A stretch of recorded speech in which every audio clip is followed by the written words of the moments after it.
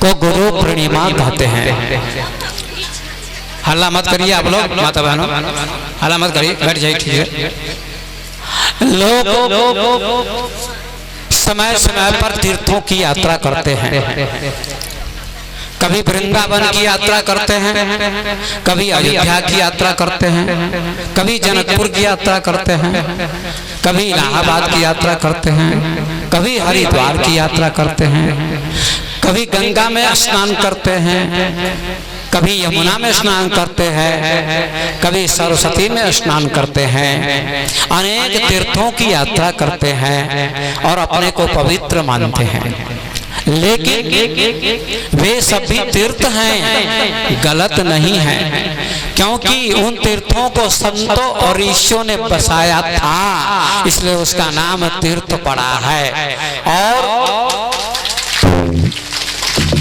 और आज मैं आपसे कहता हूं कि आज सभी तीर्थों का फल आपको यहाँ मिल रहा है गुरु के चरणों में।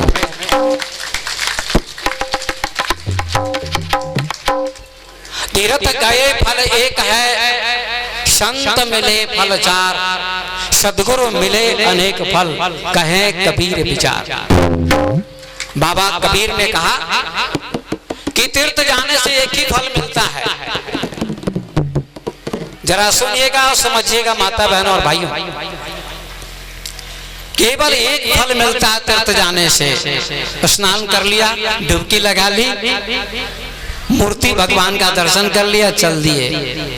लेकिन आपके मन का पाप मिटा या नहीं मिटा, क्रोध मिटा या नहीं मिटा, लोभ मिटा या नहीं मिटा, इसकी कोई गारंटी नहीं है। गंगा में डुबकी लगाने से, यमुना में डुबकी लगाने से, सरस्वती में डुबकी लगाने से, गंगा सागर में स्नान करने से पापों का नाश नहीं होगा, शरीर पवित्र होगा। लेकिन यहाँ शरीर और मन दोनों पवित्र होते हैं। तीर्थ गए फल एक है, संत मिले फल चार। संत मिलते हैं तो चार फल मिलते हैं। बाबा तुलसीदास रामचरितमानस में लिखते हैं कि सुनी समझाई जनमुदित मना, मज्जहि अति अनुराग, लहाई चारि फल अछत तनु साधु समाज प्रयाग। यहाँ संतों का समाज लगा हुआ है, संतों का मेला लगा हुआ है, भक्तों का मेला लगा हुआ है। और सबसे बड़ा मेला, मेला में मिलन होता है, मेला में मिलन होता है। मढ़िया मठ, तफाला मठ, सभी मठ पवित्र हैं, लेकिन वहाँ कुछ और भी मिलन होता है। वहाँ लड़के लड़की का भी मिलन हो जाता है, विवाह शादी का भी मिलन हो जाता है, लेकिन यहाँ आत्मा और परमात्मा का मिलन होता है। सही मेला यही है, मेला वही भला है रे। संत कहते मेला वही भला है रे, जहाँ हो संतों का सत्संग। वही सबसे बड़ा मेला है, जहाँ गुरु और शिष्य का मेला। इससे बड़ा मेला नहीं तो और मेले में आई लव यू यही चलता रहता है। लेकिन यहाँ आई लव यू किसको? God. I love you for God. मैं गॉड से प्रेम करता हूँ, गुरुदेव से प्रेम करता हूँ। संत मिले फल चार, चार फल मिलते हैं। वो चार फल कौन है जानते हैं आप लोग? फल चाहिए, फल चाहिए, फल। पेड़ क्यों लगाते हैं? फल के लिए। आम लगा हुआ है, देखते हैं स्कूल में, उसमें फल लगे हुए आम के। आज बहुत लोग आम लाए हैं हमारे लिए, हमारे भक्त बहुत लोग लाए हैं। अब कितना आम खाऊंगा? अभी तक एक ही आम खाया हूं। एक दांत निकाला गया, आम नहीं खा रहा था मैं, एक ही आम खाया हूं अभी तक।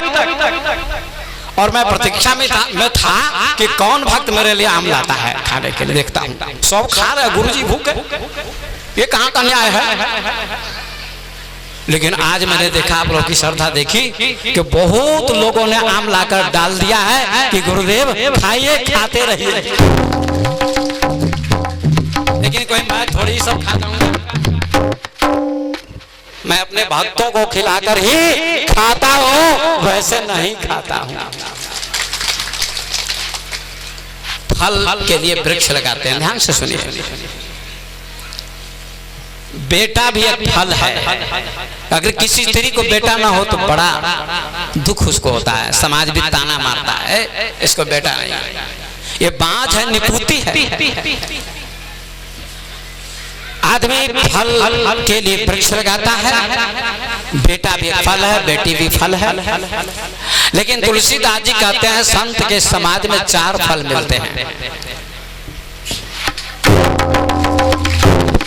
एक फल नहीं, 4 फल मिलते हैं। बताते हैं गोस्वामी जी, धर्म अर्थ काम और मोक्ष, ये 4 फल है। आपको धर्म का भी ज्ञान होता है। यहाँ धर्म किसको कहते हैं इसका भी ज्ञान होता है। धर्म का भी ज्ञान होता है। पहला फल है धर्म। संत के पास बैठने से, संत समाज में जाने से 4 फल मिलते हैं। पहला फल है धर्म। धर्म किसे कहते हैं? दूसरों को सुख देना धर्म है, सत्य बोलना धर्म है, ये सबसे बड़ा धर्म है। ये पहला फल है। आप लोग धर्म ही कर रहे हैं। यहाँ क्या क्या लाए हैं? चावल लाए हैं, गेहूं लाए हैं, कुछ पैसे भी अर्पण कर रहे हैं, तो आप लोग धर्म कर रहे हैं। पहला फल आपको मिल रहा है, धर्म कर रहे हैं। ठीक है। दूसरा फल क्या मिल रहा है संक्षिप्त में बताता हूँ। मेरे पास हजारों लाखों शब्द हैं पर समय का अभाव है, 1 घंटा बोलूंगा। दूसरा फल मिलेगा आपको कौन? अर्थ। अर्थ माने धन। अर्थ माने धन होता है। एक धन तो आप कमाते हैं तो मिलता है, खेती करता है किसान तो अनाज आता है, दुकानदार दुकान करता है तो पैसे आते हैं, व्यापारी व्यापार करता है तो पैसे आते हैं, मकान बनता है, समाज चलता है, परिवार चलता है, बच्चे खाते हैं। ये धन है। रुपया, सोना, चांदी, कपड़ा, लत्ता, ये सब क्या है? धन है। ये धन यहाँ नहीं मिलेगा। ये धन हमारे पास नहीं है। बहुत लोग बाबा के पास जाते धन के लिए। बाबा बेटा नहीं हो रहा, बेटा दे दीजिए। बाबा के पास फैक्ट्री खुली हुई है। क्या खुली हुई है? फैक्ट्री। अगर संत के पास जाने से बेटा मिल जाएगा आपको तो दुनिया में कोई बांझ स्त्री नहीं रह सकती है। एक सब गलत बात है। हाँ, कभी कभी घटना घट जाती है। बहुत ज्यादा श्रद्धा हो तो कभी कभी ऐसा हो जाता है बेटा। अगर किसी को न हुआ तो बाबा बहुत खराब है, किसी को हो गया तो बाबा बहुत अच्छे। ये धंधा इसलिए हम नहीं करते हैं। तो मेरे पास भी बहुत विद्या तंत्र का, मैं भी बहुत कुछ दे सकता हूँ आपके पास, लेकिन ये धंधा मैं करता नहीं हूँ।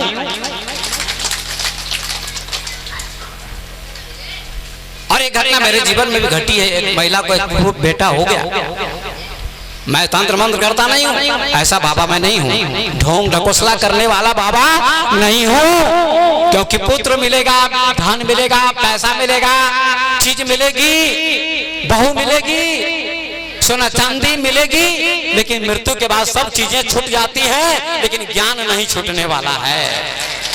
वो धन ले जाओ, वो धन गुरु से प्राप्त करो। लेकिन हम लोग तो संसार का धन प्राप्त करना चाहते, दुर्भाग्य हमारा, वो धन छूट जाएगा। तो कौन सा धन? ज्ञान का धन लूटिए, गुरु से ज्ञान का धन लूट लीजिए, आपका जीवन धन्य हो जाएगा।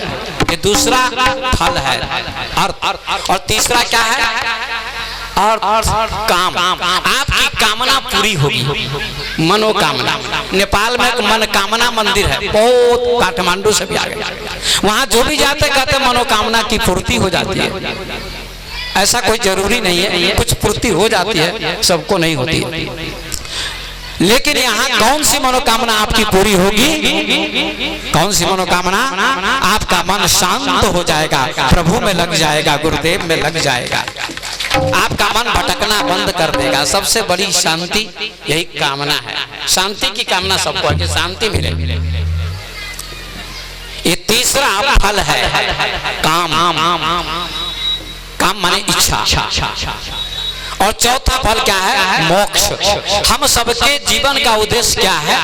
मोक्ष पाना। मरने के बाद आप कहाँ जाइएगा, क्या गारंटी है? कोई बता सकता है कि मरने के बाद मैं कहाँ जाऊंगा? लेकिन मैं बता सकता हूँ कि मरने के बाद मैं कहाँ जाऊंगा, और आपको भी बता सकता हूँ कि मरने के बाद आप कहाँ जाएंगे। ये बता सकता हूँ। मरने के बाद जो गुरु के रास्ते पर चलेगा, भक्ति करेगा, ध्यान करेगा, योग करेगा, अच्छा कर्म करेगा, ऐसा व्यक्ति मरने के बाद मानव का शरीर पाएगा या मोक्ष प्राप्त करेगा, निश्चित है। ये 4 फल मिलते हैं संत के समाज में। वही कबीर भी कहते हैं, तीर्थ गए फल एक है, संत मिले फल 4। सदगुरु मिले अनेक फल, और सदगुरु जब मिल जाते हैं तो बहुत फल मिलते हैं, बहुत फल मिलते हैं। कहे कबीर विचार। आज गुरु पूर्णिमा है, इसको क्या कहते हैं? व्यास पूर्णिमा भी कहते हैं। आज व्यास जी का जन्म हुआ था। गांव घर में ढोलक बजा लेता है, हारमोनियम बजा लेता है, हनुमान आराधना कर लेते, उसको भी लोग व्यास कहते हैं। ये व्यास जी हैं, लेकिन व्यास उसको नहीं कहते हैं। व्यास भगवान जिन्होंने वेदों का विभाजन किया, 18 पुराणों की रचना की, ब्रह्मसूत्र लिखा, भागवत जैसे ग्रंथ लिखा, ऐसे परम विद्वान को व्यास कहा जाता है। जिन्होंने परमात्मा को जाना, उस भगवान वेद व्यास का आज जन्म उत्सव है। भगवान वेद व्यास को हम सब प्रणाम करते हैं। इसलिए एक नाम इसका व्यास पूर्णिमा है। क्या नाम है इसका? एक व्यास पूर्णिमा। याद रखिएगा आप लोग, एक नाम इसका क्या है? व्यास पूर्णिमा। बोलिए क्या नाम है? व्यास पूर्णिमा। उन्हीं के नाम से व्यास ये पूर्णिमा मनाई जाती है। जेठ के महीने में कबीर दास का जन्म हुआ था, उनके नाम से लोग मनाते हैं। माघ के महीने में रविदास जी का जन्म हुआ था, इसलिए उनके नाम से पूर्णिमा लोग मनाते हैं। कार्तिक महीने में गुरु नानक देव जी का जन्म हुआ था, इसलिए उनके नाम से कार्तिक पूर्णिमा लोग मनाते हैं। ये पूर्णिमा है व्यास पूर्णिमा। भगवान वेद व्यास के नाम से पूर्णिमा मनाई जाती है। इसको आप समझ गए। दूसरी बात, इसका नाम है गुरु पूजा। ध्यान से सुनिए, इसका दूसरा नाम क्या है? गुरु पूजा। गुरु पूजा क्या कहते हैं? अभी हमारे भक्त लोग बहुत चर्चा कर रहे थे। हमारे सिखलाल मास्टर साहब, उपेंद्र जी, राम बाबू जी, डॉक्टर साहब, सब अपने अपनी विचारधारा व्यक्त कर रहे थे, अच्छी बात व्यक्त कर रहे थे। गुरु पूजा की बड़ी महिमा है। इसका दूसरा नाम क्या है? गुरु पूजा। आप अभी दुआ सुन रहे थे कि किसकी पूजा करनी चाहिए। अनेक देवी देवता हैं, शिव जी हैं, गणेश जी हैं, दुर्गा जी हैं, भगवान राम हैं, भगवान कृष्ण हैं, कितने देवी देवता हैं, करोड़ों देवी देवता हमारे भारतवर्ष में गिने गए हैं। उनकी लोग पूजा करते हैं, लेकिन उनकी पूजा करने से आपको परमात्मा नहीं मिलेगा, नहीं मिलेगा, ऐसा शास्त्र कहता है। संत पर महापुरुष कहते हैं कि गुरु की पूजा कर लेने से सबकी पूजा हो जाती है, ऐसा ये बिल्कुल फैक्ट है, सत्य है। पूजा गुरु की कीजिए। सुन रहे थे आप लोग, सब पूजा जय माही, जो जल सींचे मूल को, शाखा पत्र अघाही। पेड़ की जड़ में पानी दे दीजिएगा तो पूरे पेड़ में पानी चला जाएगा, पत्ता भी हरा हो जाएगा, डाली भी हरी हो जाएगी, शाखाएं भी हरी हो जाएंगी, सारा पौधा हरा भरा हो जाएगा। यदि पत्ते पत्ते पर पानी डालिएगा तो पेड़ सूख जाएगा। देवता पत्ते हैं और गुरु जड़ हैं। तब आप भी लोग बताइए कि गुरु की पूजा कर लेने से सबकी पूजा हो गई कि नहीं हो गई? हो गई। फिर सब जगह क्यों भटक रहे हैं आप? 10 नाव में क्यों पैर रख रहे हैं? 10 नाव में पैर रखिएगा, 2 नाव में पैर रखिएगा, डूबिएगा कि बचिएगा? बोलिए हाथ उठा के, डूबिएगा कि बचिएगा? डूबिएगा। एक नाव में बैठिए और उसको चलाने वाला जो मल्लाह है वो किनारे पर पहुंचा देगा। वो मल्लाह है गुरुदेव, परमात्मा है किनारा, संसार है समुद्र। क्या समुद्र? जन्म मरण का समुद्र। जन्म होता है, मृत्यु होती है, सागर है। इसे बेड़ा पार लगाने वाले गुरुदेव है। इसलिए तुलसीदास जी ने रामचरितमानस उत्तरकांड में लिखा, बहुत सुंदर। ये राम जी बताते हैं अयोध्या वासी को, क्या बताते हैं? नर्तन भावमा विधि कहाँ पे, नर्तन भावमा विधि कहाँ पे, जन्म मारो का अनुग्रह मेरो, जन्म मारो का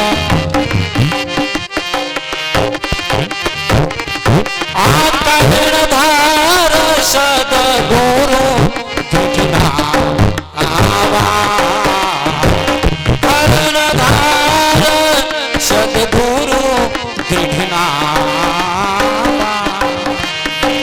दुर्लभ साज सुलभ करि पावा। क्या कहते हैं? नर्तन भव रिधि कहाँ पे रो। उत्तरकांड में तुलसीदास जी ने लिखा है। राम जी समझाते हैं अयोध्या के लोगों को, मनुष्य का शरीर भवसागर पार करने के लिए नाव के रूप में मिला हुआ है। मनुष्य का शरीर भवसागर पार करने के लिए क्या मिला है? नाव के रूप में मिला है।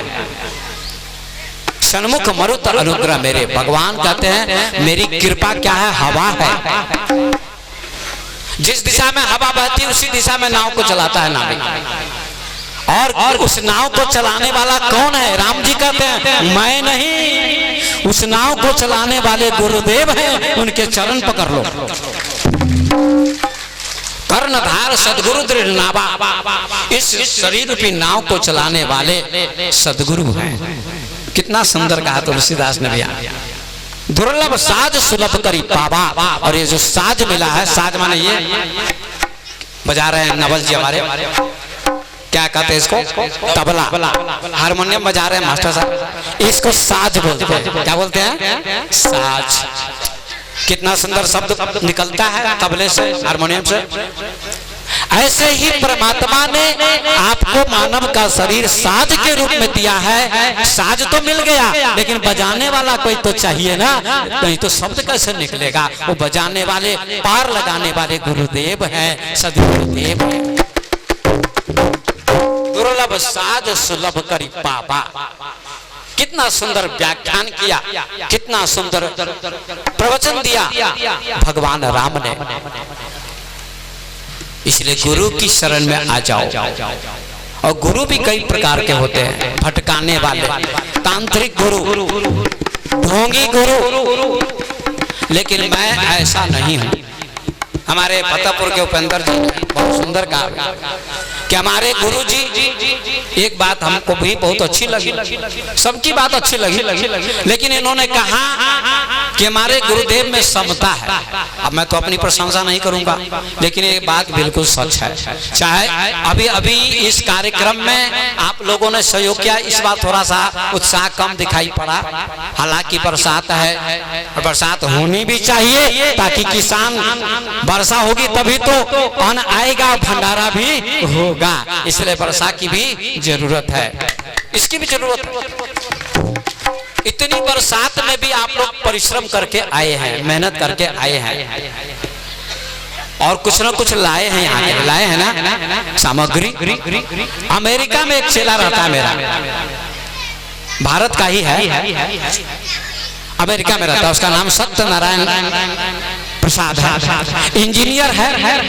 और बचपन में ही सुनिएगा, बोलिए सदगुरुदेव भगवान की, जोर से बोलिए, ऐसे मत बोलिए, प्रेम से बोलिए, बोलिए सदगुरुदेव भगवान की जय, प्रेम से बोलिए, शांति का वातावरण बनाकर सुनिए। अमेरिका में सत्यनारायण नाम का एक मेरा चेला जो इंजीनियर है, बचपन में मैंने उसको माला दी है, कंठी, और कुछ नहीं दिया।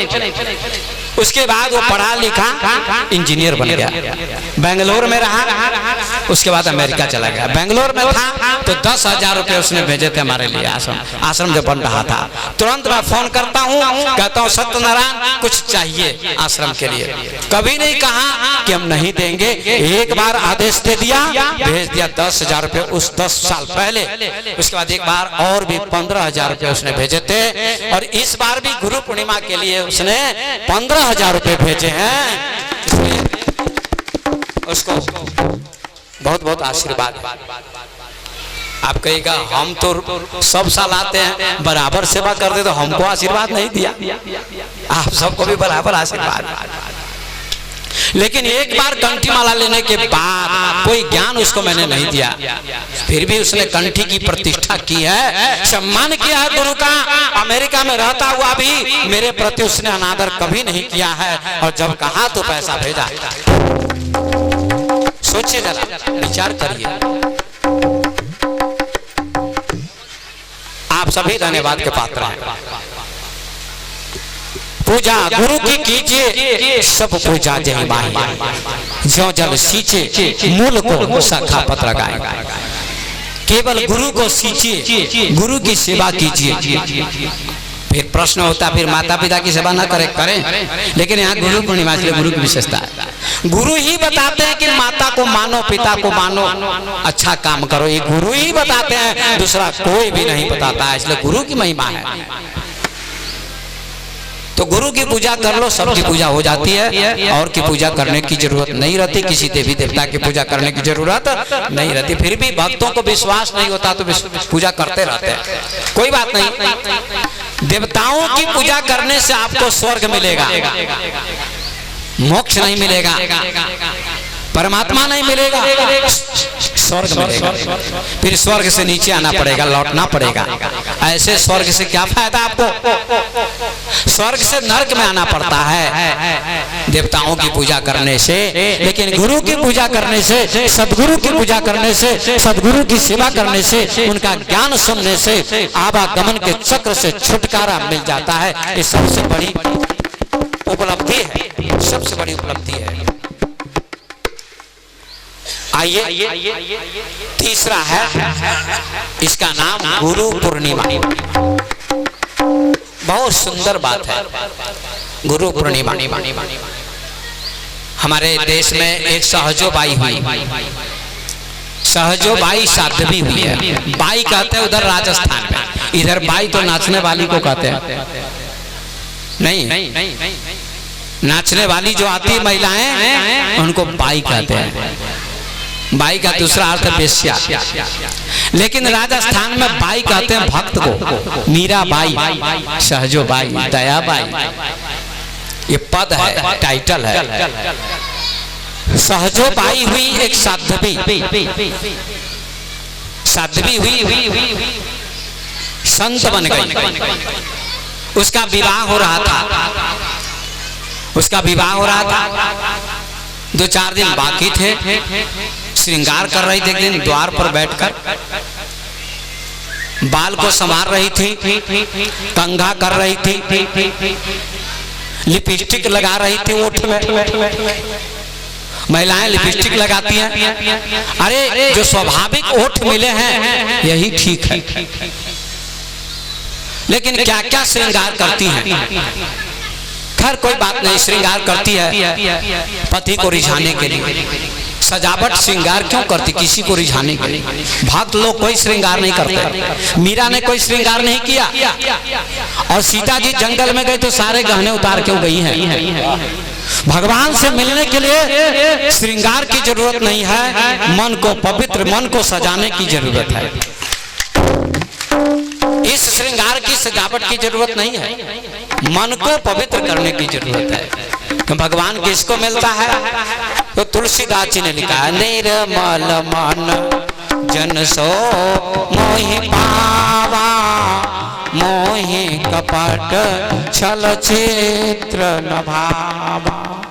निर्मल मन जन सो मोहि पावा, जिसका मन निर्मल होता है उसी को भगवान मिलते हैं। मुझको छल करने वाला, कपट करने वाला व्यक्ति अच्छा नहीं लगता। ये कौन कहते हैं? भगवान कहते हैं। सहजो बाई श्रृंगार कर रही थी, उसी रास्ते से एक संत गए, जा रहे थे। उनका नाम था चरणदास। चरणदास ने देखा ये लड़की श्रृंगार कर रही है। क्यों श्रृंगार कर रही है? सहजों से चरणदास ने पूछा, बेटी श्रृंगार क्यों कर रही हो? कहा मेरा विवाह होने वाला है, दुल्हा आएगा मुझे ले जाएगा, मेरा विवाह हो जाएगा। अच्छा, तो चरणदास जी ने एक पद लिखा, कहा चलना है रहना नहीं, चलना बिसवा बीस, सहजो तनिक सुहाग पर, काहे गुथाऊं शीश। इस दुनिया से सबको जाना है, ये निश्चित है। चलना बिसवा बीस, 100% सच है कि दुनिया से सबको जाना है। सबसे बड़ा दुनिया में सत्य क्या है? मृत्यु। जीवन सत्य नहीं है, मृत्यु सत्य है। एक दिन मृत्यु आएगी। चरणदास जी कहते हैं ये जो श्रृंगार तुम कर रही हो, सजावट कर रही हो, मेकअप कर रही हो, कभी कभी घटना घटती है कि स्त्री विधवा बन जाती है, पति चला जाता है, तो सुहाग उजड़ जाता है। चरणदास जी कहते हैं ऐसा पति बनाओ जिससे कभी सुहाग उजड़े नहीं, वो परमात्मा रूपी पति है, वो सुहाग नहीं उजड़ेगा। परमात्मा को पति बनाएगा व्यक्ति तो सुहाग नहीं उजड़ेगा। मीराबाई ने कहा मेरे तो गिरधर गोपाल दूसरो न कोई, जाके सिर मोर मुकुट मेरो पति सोई। वही मेरा पति है। सबके प्राणों का पति कौन है?